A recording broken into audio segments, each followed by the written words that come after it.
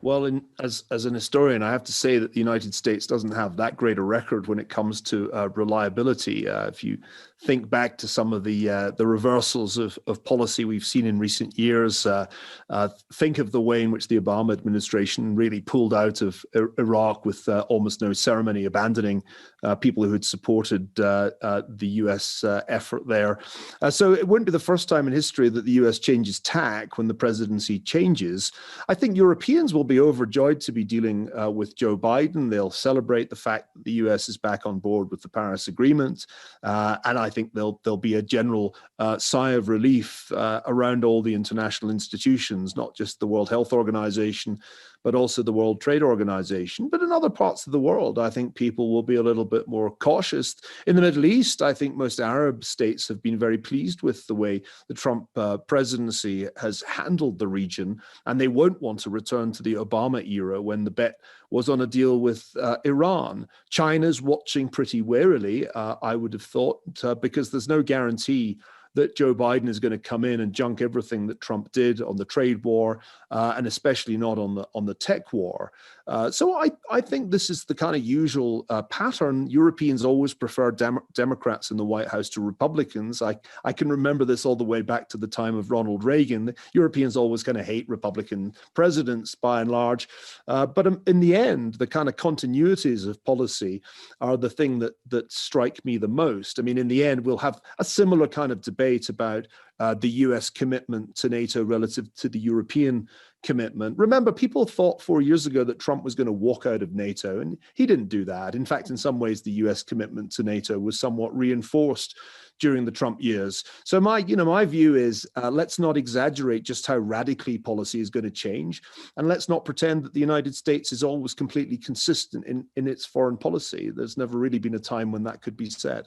Well, you talk about the trade war, which also was one of the defining policies that was introduced by President Trump the last 4 years. We certainly spent a lot of energy discussing the trade war, but looking at China today, economically, they're actually in a relatively better position than the United States, both from a trade war perspective and from COVID, because they managed to deal with it earlier on in the year. How do you think that tips the power balance over the next couple of years? And how do you think the Biden administration should go about containing some of China's aspirations here? Well, Joanna, I wish I had a Bitcoin for every article I've read in the past year saying the US is done, China has won, it's the Chinese century. I think all this is very questionable indeed, to be honest. I mean, frankly, the Chinese have done themselves tremendous harm in the eyes of the rest of the world this year, not only because it's now generally recognized that they bungled and tried to cover up the original outbreak, failed it to check its spread outside China's borders, but also they then embarked on this extraordinary wolf warrior diplomacy, trying to claim that they were somehow going to be the saviors of Europe and elsewhere with cheap medical equipment. Nobody bought that. And in fact, when you look at the most recent Pew surveys of global attitudes, China has sunk extraordinarily in the eyes of the entire developed world, including European countries and India, one of the world's most important emerging markets. So China actually is going to end 2020 in a really much less favorable position in terms of global attitudes than a year ago. I also think that one shouldn't overstate the extent of the Chinese achievement. I mean, sure, they're going to achieve some positive growth this year, unlike almost every other country, and certainly unlike all the major developed countries. But they're still in a much weakened position, I think, after what has happened.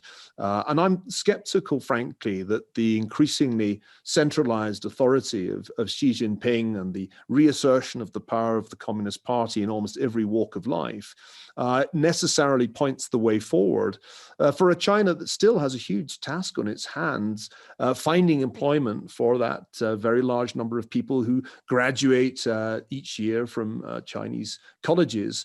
Meanwhile, the United States, despite the very many missteps of President Trump, has shown itself still to be the dominant power financially. I mean, it wasn't the People's Bank of China we turned to during the financial crisis of March of this year. I think the US is still the dominant player when it comes to vaccine research and indeed lead research into therapeutics. I don't actually think that China has achieved anything close to the self-sufficiency in high-end semiconductors that it was aiming at.